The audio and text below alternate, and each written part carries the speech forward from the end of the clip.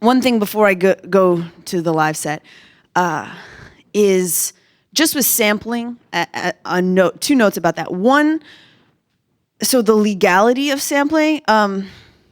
So unless you get permission, obviously it is not legal to use someone else's shit that they made and try to sell it. Definitely that is bad. And even giving it away, you're not technically supposed to use it without their permission. So for that song, it went on an EP that you can either get for free or you can buy if you want. So we wanted to do it the right way, obviously. And we hit up December's camp. Colin, the main dude, heard the track, gave it the okay. Some of the profits from this track go to them. Which in my mind is totally right and fair and how I think it should be, which kind of relates to my broader stance on sampling. And I'm like a huge book lover, a huge reader. And one of the cool things about poetry and literature, in my mind, is that you have the existence of illusions with an A. Wherein you have this conversation that's like actively happening between authors and writers and ideas, movements. And I think, to me, sampling in music serves the same purpose. It's a conversation. I just finished a book yesterday, actually. And, at the beginning of the book, there were two quotes from other works.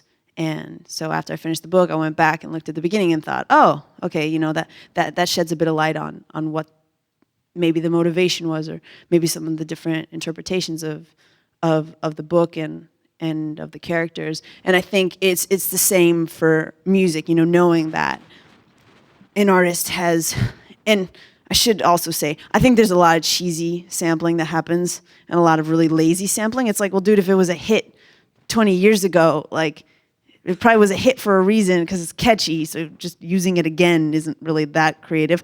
But I think if you can try to take an element of a song and for that song to have its moment in history and in your personal history and to insert that in your own work, it starts this really cool conversation. And, a lot of the stuff that I've sampled is kind of like a little bit more indie leaning.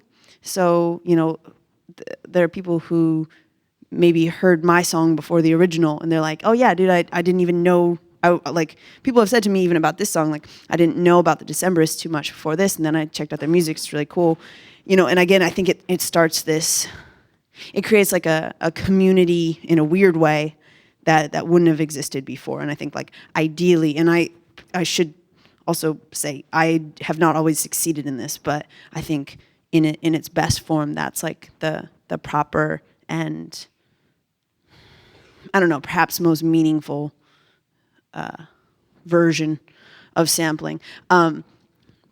Back to the legality.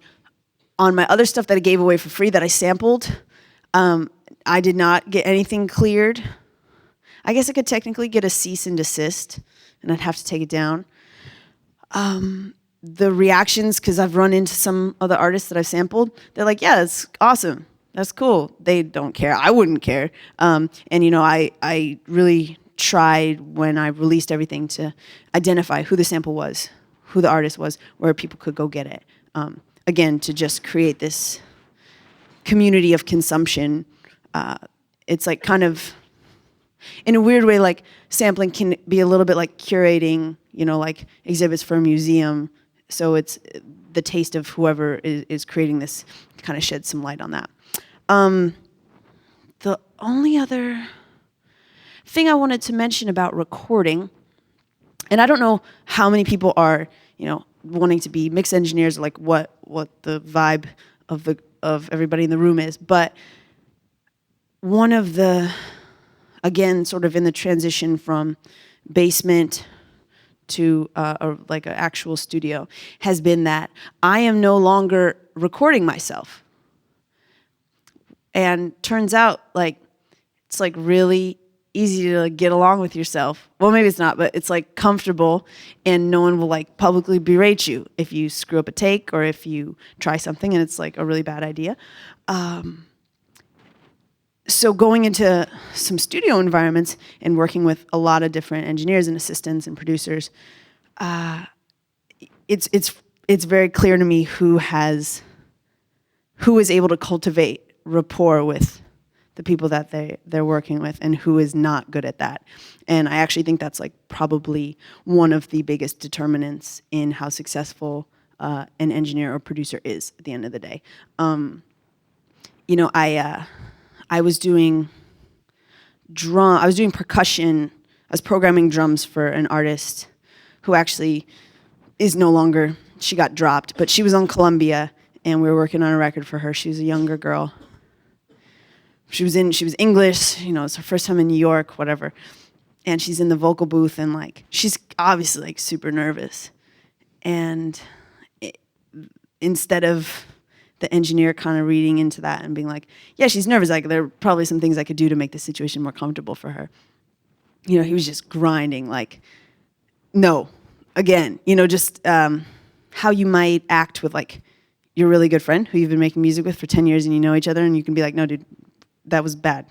And she just straight up broke down, like she had to leave the booth, she was crying, you know, the whole bit. I'd never really like witnessed anything like that, but conversely, so I mentioned before I'm in the process of recording this album right now, and I had a 2-week session in Brooklyn with a friend of mine, a producer who's awesome, and he, for the past, I don't know, year or so has been working with a vocal engineer who's great, and they pretty much always work together. They have a really good energy and a really good sort of workflow. But, you know, before the session started, the engineer's name is Chris. You know, I met up with Chris, had a beer, got dinner, chatted, like talked about what our goals were. And, you know, I told him about like what I wanted vocally to get out of it and how I felt I needed to be pushed. And it ended up being, you know, taking just probably an hour and a half. You don't even need that much time to like really get to know someone. Just even a little bit, I think changes the dynamic, because at the end of the day, like you can have the best compressor in the world, but if the person feels weird and they're not performing their best, it's just not going to sound that good. And so that's like one, just from the other end of the recording process, something I feel is important to keep in mind, you know. And sometimes I know with a lot of big studios, because I have some engineer friends who work there, you know, it's like this constant stream of people coming through, many of whom are like super professional and just show up, sing, or do whatever they're going to do, and they do a great job. But I think you never want to lose sight of creating that rapport with someone and intuiting, you know, the best way to get the kind of performance that everybody wants. Because the weird thing to me is that recording in the studio can sometimes feel incredibly antagonistic in a situation in which everybody has the same goal, which is really odd. So it's like everybody wants to make an amazing track or an amazing album, and everybody wants it to sound awesome. I'm positive of that. I've never been in a studio where that was not the goal. Despite that fact, like the amount of tension and ego and like whatever that is operating in this room is incredible.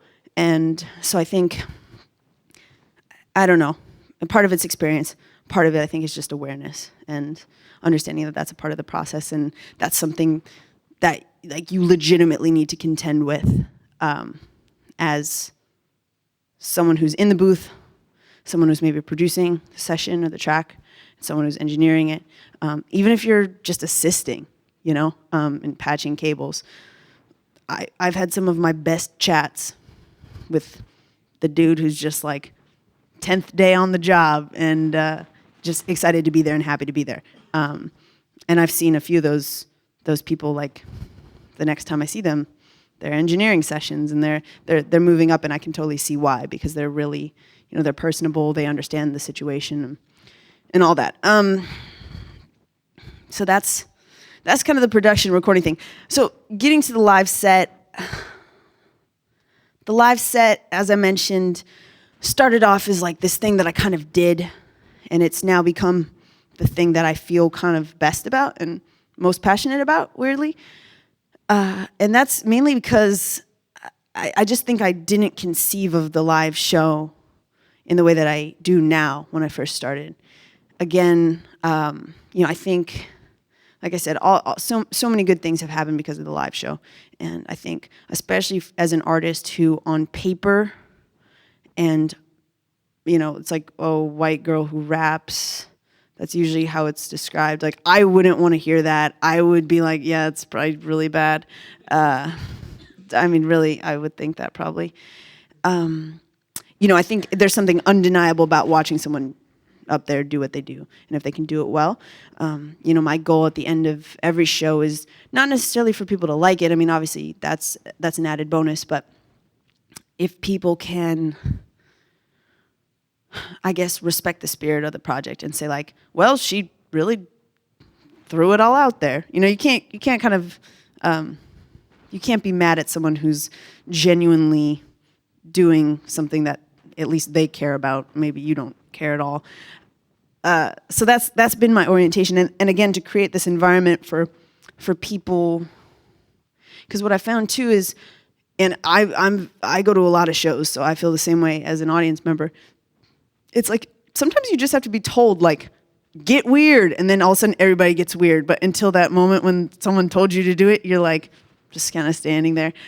So I think it is about creating this environment that's really free, really fun, and allowing people to let loose and have a good time, because that's actually what a live show is about. It's cathartic, even if you are a more down tempo type of thing.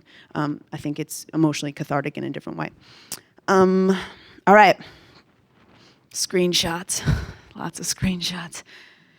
Okay, so these are all just partial screenshots, but just wanted to give you guys a little glimpse into kind of the bare bones live setup. So as you can see, I've got awesome color coordination, first of all. Actually, it gets better when you scroll down, so I should have done that. But I've got a few different columns. So we've got tracks, bass intro, samples, BVs, bass effects, and then high. I just use that for weird, ethereal things that are kind of crazy, like EQ vibes. And all of these are clips. I trigger everything as scenes on the right. One of the greatest things I ever learned when I first started using Ableton, I went on the road for a bit with Passion Pit, like maybe a year and a half ago or something, and their drummer is like an Ableton guru. Like a bunch of those dudes went to Berkeley School of Music in Boston, and they're super knowledgeable. But he taught me the BPM trick. Maybe you guys already know this. I didn't. It actually changed my life. So, they become orange arrows that will automatically set the tempo, which really helps for quantizing, for triggering samples to the beat in Ableton. I generally use 1-bar quantization, except for certain clips where I do it immediate, or I have no quantizing, or 16th note, quarter note, depending on like kind of my feel for the track. Like if I know exactly when I want to press it, I don't even mess with quantizing. But for the flow of the set, I find it's really important and really nice when, just as I would when I'm DJing, when there's like some degree of beat matching and it feels like it makes sense. So yeah, big fan of that. And generally speaking, I saw like we got a Ableton Live poster there. Yeah, man. I'm a huge Ableton fan. I don't admittedly use it for production very much. I have my little things that I do, and those are what I do. I sometimes use it to warp sounds and do funky things with like, stretching audio or whatever and getting weird. But generally, I just use it for the live set. But what I love about Ableton and what's cool for me is that I find, and I've talked to a lot of other electronic musicians about this, within the paradigm of electronic music, sometimes you feel confined by the track and by the structure of the track as it exists. What's cool to me about Ableton, and actually, again, this screenshot doesn't really show my whole clip arrangement, but most of these scenes are a bunch of clips, some of which I mute, some of which I play. And that's really cool for me because I'm not really confined to the structure of the track, you know? It's not just hitting play, it's hitting play on maybe the structure of the first verse, but I can always mute the drums or I can always mute the synth. Same thing with background vocals for a lot of these tracks. You know, maybe I want to alter them. Maybe I want to map a grain delay to them and mess with that live, or depending on the vibe. But I like separating things out like this because it, again, just allows for more flexibility. It doesn't make me feel trapped. I mean, even in a worst case scenario, which would be something like, oh God, like I should have started singing earlier. This has happened to me. Yeah, definitely. Basically, everything that could possibly go wrong in a show has happened to me. But the good thing is you get through it, and no one hates you too much. I've never had a bottle thrown at me, so that's good.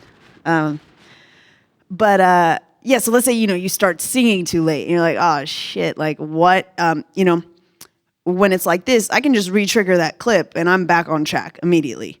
Or let's say I want to extend the verse and just have silence, or not silence, but let the beat ride out for whatever, 8 bars. I could do that too. And that's what I have learned to love, I think, the most about Ableton.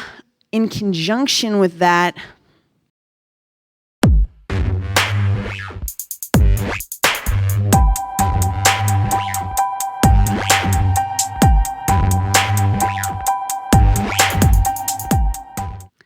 this is what I really love the most.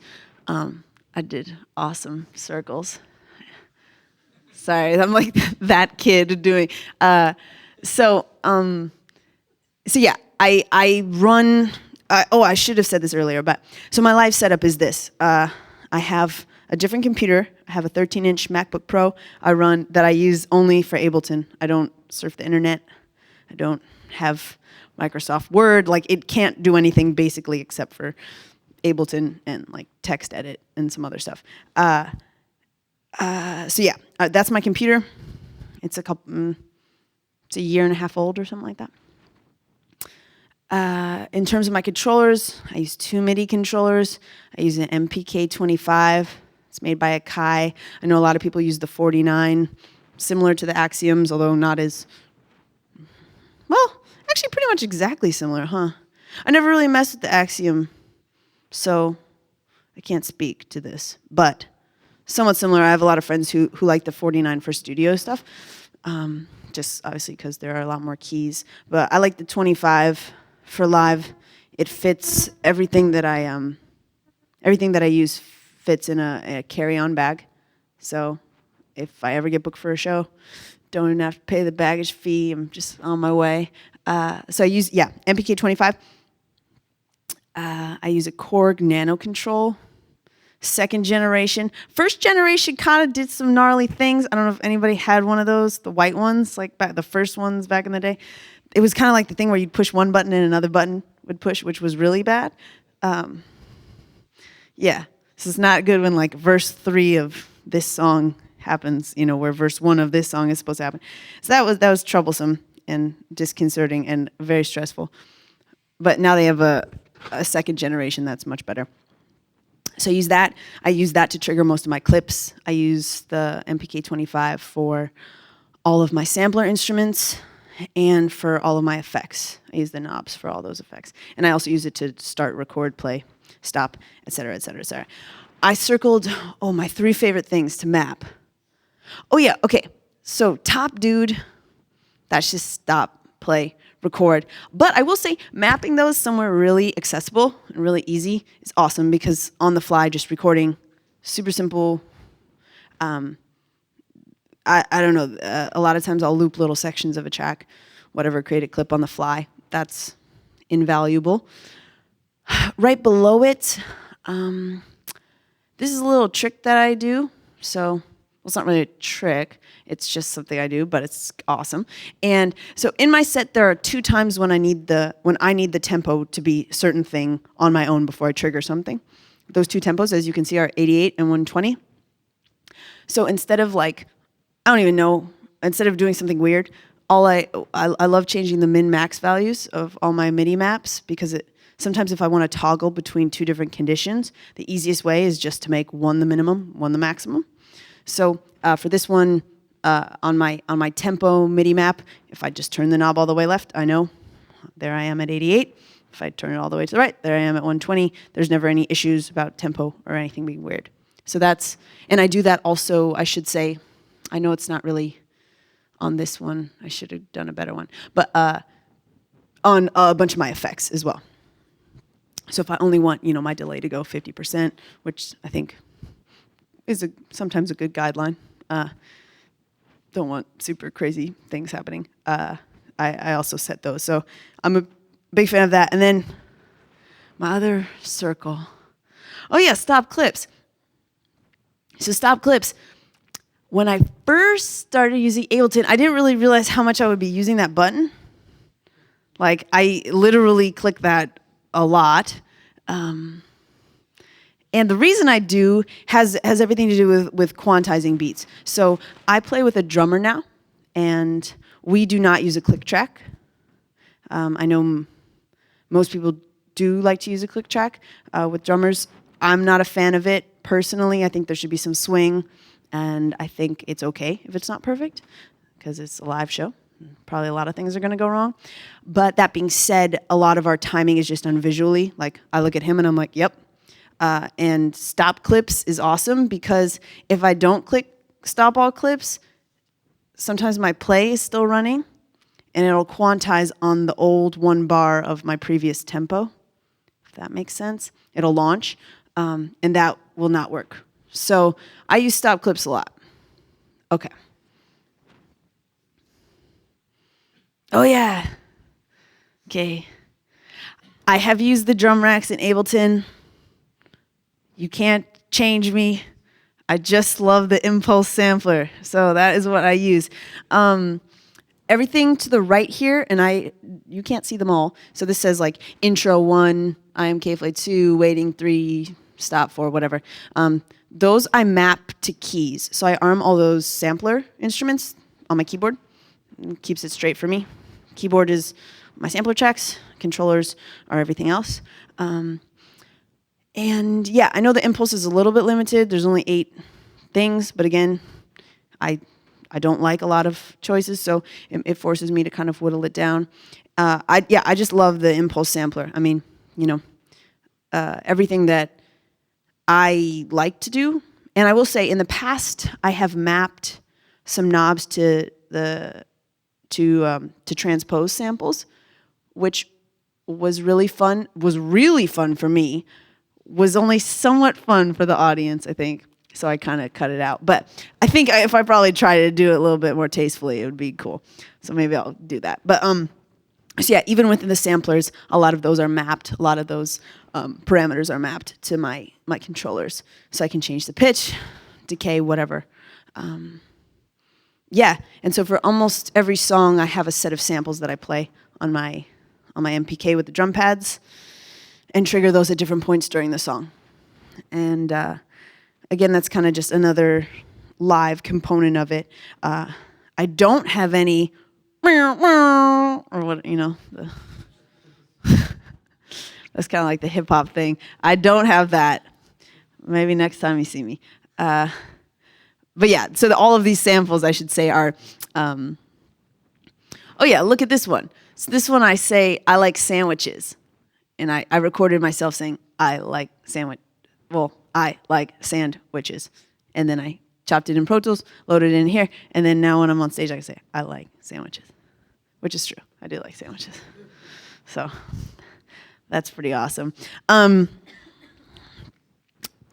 the other thing that I use, just to mention it, is so I send all of this through an audio interface. It's an M Audio Profire 610, and I like it. It's very stable. It's like a beast. It's like a tank, a steel tank. I like the M Audio stuff. I found it's like super durable. I had a Presonus prior to that was honestly so incredibly buggy. I just had to stop dealing with it. That I forget what that was. It was one of their FireWire interfaces, but I found the M Audio thing to be sort of what works for me, so I like it. And it also has, I don't actually really do this right now, but I know some people who route different kind of frequency groups to different stereo outputs at the back of the interface, and then can mix those in a live setting a little bit more easily. Yeah, I haven't gotten to that level yet, but I guess I could if I got really drank a lot of coffee, see what happens. Finally accomplished that goal. And, well, I guess I should say just the other thing about the live performance is that similar to college shows, which are awesome moneymakers if you are a touring artist, DJ sets. So I don't know how many of you guys DJ. Probably if you could use iTunes, you kind of could DJ. Actually, I'll share this story with you because it still makes me mad to this day, which was the only time I've ever been booed off stage. I won't give you all the details, but it was at this like massive fraternity, I don't even know what to call it, like a gala event or something. This was in Madison, Wisconsin, and it was just throngs of like, it's just incredibly inebriated, incredibly aggressive, like 20-year-old probably people, like, and I'm not just saying it for effect, but like almost all of them had those like whale pants or like pants with like some animal on it. Do you guys know what I'm talking about? It's like some real preppy thing, whatever. Okay. It's like J. Crew pants, basically, that have like, a donkey. It's like, why do you have, I don't know. I've got Columbus stance. The dude, so I was running through the DJ mixer. So the dude who was doing this, there weren't even CDJs. I don't even know what was going on with this mixer. Maybe it was just for the output. Well, that's scary. Just for the output of the computer. But he had like loafers on and his whole thing, and really didn't like him. And the crowd started yelling at me like just really mean things. There were like a lot of people, 1,000, probably 1,200 people. And finally the DJ just cut me off. Like he just unplugged me from the mixer. So I was done. I did keep going up until that point in my own defense. But immediately after that, he was running iTunes and he played Miley Cyrus Party in the USA, and everybody went ape shit. Like it was like they had just played like, it was like a U2 concert in 1993 or something. Anyway, so iTunes, right, okay. So I don't know how many of you guys DJ or use Serato, or actually do old school turntable stuff. But DJ gigs are kind of like rapidly, for a lot of different artists, I think, becoming a way to, again, fund tours, stay solvent financially. And a lot of my producer friends, especially coming up, just had to DJ to pay rent, and then, while doing all their own stuff at the same time. So I should say with Serato, so I use Serato, but I still use my same MIDI controllers. I actually just use the Nano Control, and I map all my cue points, whatever, to that within Serato. I think the MIDI mapping in that is good too. And so for me, I just like using the same equipment. It's nice that there's a lot of crossover. And I think DJing is cool too. And I certainly do not profess to be grounded in any kind of like turntablist culture. And I can't scratch, and I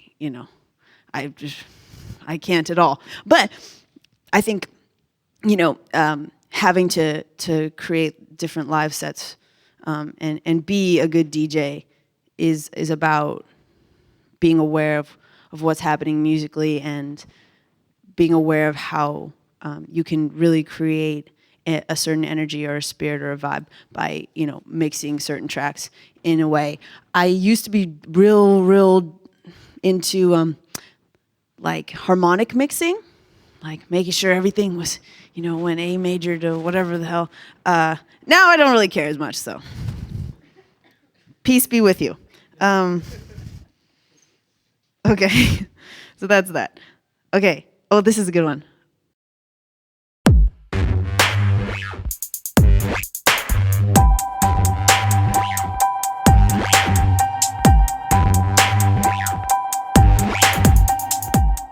being weird. So this is another. All right. My last little thing that I kind of want to talk about is that, so aside from the live show, which is a really big part of, are you guys doing okay by the way, yeah? Is everybody okay? Okay. I'm just kind of going, man. You can't stop me. I'm just getting started. Aside from the live show, I think the other kind of like take-home message that sort of happened to me just out of necessity, not really out of any preordained sort of plan, but is just the concept of self-reliance. And I think there are 3 domains in which, regardless of whether you are a mix engineer, a producer, a live sound engineer, a performer, an instrumentalist, like doesn't really matter what you're doing in music. I think you need to be able to do 3 things with at least a basic degree of competence in order to actually hustle and do what you need to do. The first, you need to know how to do web programming. You need to like at least know HTML and CSS. I don't know if you need to really know that much more unless you're like super interested in it. But, when I want to update my website, the fastest way to do that is for me to say, oh, I want to do this, and then I just do it.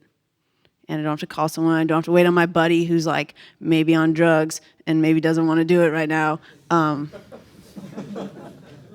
Yeah, you know what I mean. So I think that's, and obviously we all know the power of the internet. I don't need to talk about that. But having the ability to, at a moment's notice, create your own website, to not just post things on a Tumblr, but customize it, or use WordPress effectively, or whatever you're going to do. Having the knowledge and having the background in that is incredible. Like even just understanding what an FTP server is, I think like you have to, in order to be like a proper advocate for yourself and to really make things happen, you have to know that. I think the second thing is just basic graphic design. So I know Photoshop and Illustrator. I can't teach a class on them at all, but I can make tour posters. I can make high-res image files. I can make the banner for my website. I can make album covers in a moment's notice. And I'll talk about the process of a certain song in a sec. But I can do like my merch designs I do on Illustrator. Send those straight to the merch company. Again, having to rely on other people is, especially when no one cares, like is horrible. That is like one of the most like soul-crushing things you can be engaged in, or that I have personally been engaged in, when you're so passionate and you want to see it happen and you want to hear that mixed track, and no one will, the dude who said he would mix it isn't going to mix it anytime soon. That's when, for me, I was just like, whoa, I guess I had to learn kind of how to mix a track. And same with graphic design stuff. The third thing I think you have to know is video editing. I don't use Final Cut. I can kind of use it, but I don't have it, so it sort of doesn't matter. I do everything on iMovie.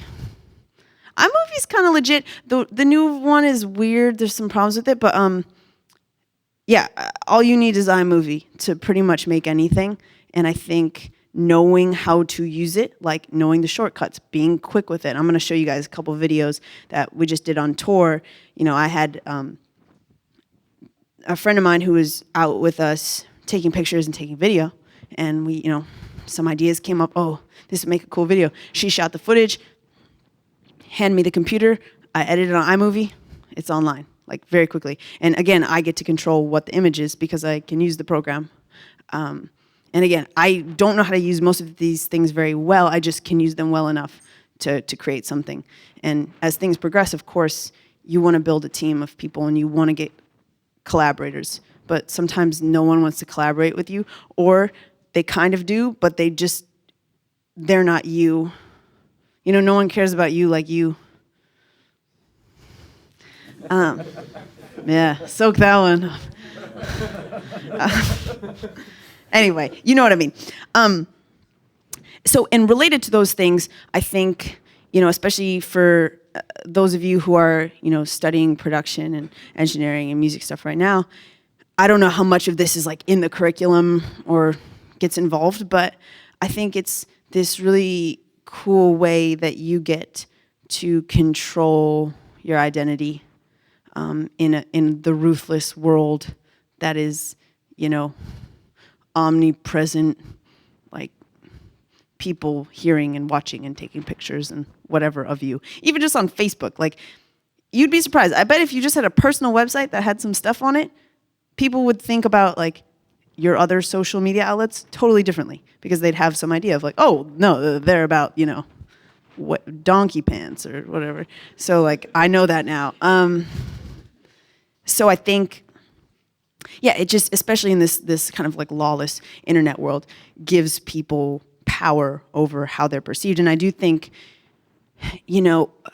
regardless of what you do, whether,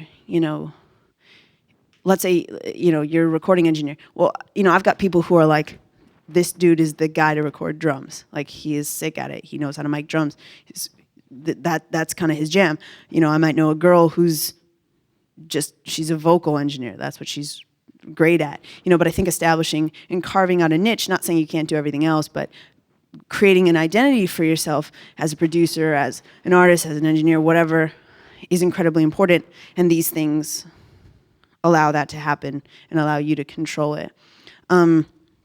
So with that being said, I was just going to show you some of the stuff that I do, because I think for my image, there's or my identity as an artist, there's like 3 things that I want people to get out of it. The first is that, I'm serious about the music. And I mean, even part of the reason that I'm here today is because like I do care about, producing music and learning more about sound and how to manipulate it and how to learn different programs. And, I take that very seriously, and I, and I'm happy to be part of a community of people who also take it seriously. And with, the lyrical content, there's also a degree of seriousness. When I started making music, I wanted to be clever, I wanted to be whatever. Then I kind of realized I actually just wanted to make music that felt like emotionally viable to me. So that's one thing I want people to know. Another thing is I want them to know, and they get that, I think, through the music itself. I also want people to know that the live show is like energetic and different and not your typical like maybe rap show. So that's easy to do because I can post videos of the live show and I can do live shows. The other part of me that is kind of like that I want people to know about is that I like being weird. I have like a high degree of irreverence and weirdo vibes. So it's like, well, how do I convey that? If my music is kind of serious, if my live show is a headbang situation, what's the outlet for that? And for me, that has been a mix of social media and then using these other things to create aspects of that. So not on this last tour, but on the tour before, 2 tours before, every city we went to, I looked on a map and found like a suggestive street name. So I called it Dirty Street Names. I'll just show you a couple. Just check the pose, you know what I'm saying? It's a class. So Cockburn. I think this was in somewhere in Texas, Dallas. I think this one was. I can't quite remember. So yeah, that was a good one. This one is that's a personal fave, only because there's no street. It's just like Dick. So there's me. That was Spokane, Washington. I remember that. This is another good one. This is an action shot. Chuck a nut. So yeah, that was in Bellingham, Washington. And then I included just one local one for if you want to visit a landmark nearby. This is Sacramento, Man Love. Anyway, as a weird side note, most of these, I never knew where I was going in a city. I was just on a map. Like, some of these were in the, like, cuts, like, not in good parts of any of these cities. So it was, like, kind of frightening. In fact, in Mobile, Alabama, we were going to Titty Street. And on the way, we stopped at a light, and there's this crazy thing happening at a gas station. Dude pulled a gun out on this other guy, and we're like, we're just trying to go to the street sign. So, some adventures. But the point is, this is like, totally controlled by me. And I will actually say to you also, like, RCA, when they first saw this, they were like, oh man, this is awesome. And they never think of like things like this to do. The label's never going to come up with the creative ideas. You have to come up with creative ideas. And then they're like, yeah, man, this is awesome. Well, we were totally part of this. And you're like, well, not exactly, but it's cool because it allows people to see like, okay, there's still kind of like a weird silliness to this, even if the music sounds a certain way, or whatever. Yeah? How do you find these streets? Do people tell you about them? No, I look on a map. I like literally scour a map. You don't like searching Google Maps? No. Like Titty or something? Well, Titty was spelled Titi, so that's how you know I was really looking on the map. No, I swear, just literally looking on the map and seeing if anything's like suggestive. A couple. Sometimes in cities, people gave suggestions, but no offense to the people, they just weren't as good as what I could find on the map.